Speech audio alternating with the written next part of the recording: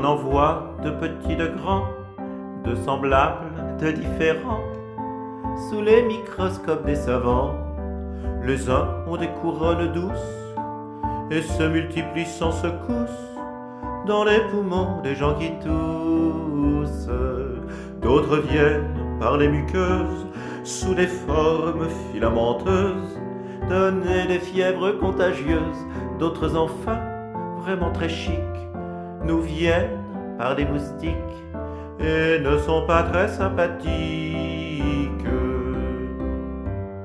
Mais qu'ils soient rondroids ou tordus, quand ils baignent dans le mucus, comme ils sont mignons ces virus, sans organes reproducteurs, pour se répliquer sans bonheur, ils donnent la mort avant l'heure.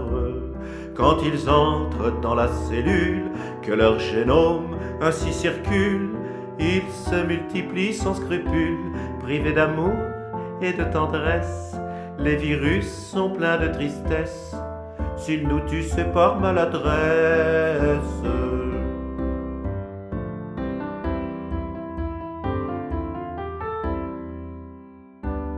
Quand on porte un toast amical, c'est par notre fosse nasale qu'ils viennent pour nous faire du mal.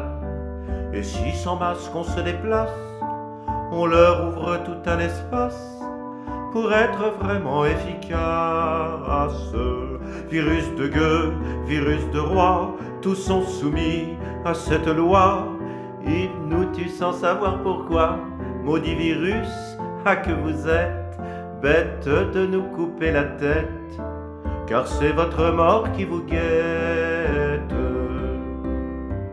Heureux sans vice ni vertu, content de nous avoir vaincus, vous mourrez de ce qui nous tue, et vous seul savez peut-être si c'est le suprême bien-être que jouir de votre propre perte.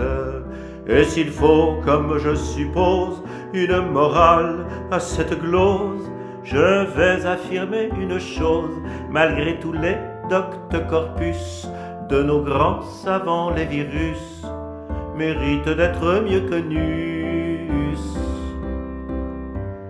car eux seuls savent peut-être si c'est le suprême bien-être que jouir de sa propre perte.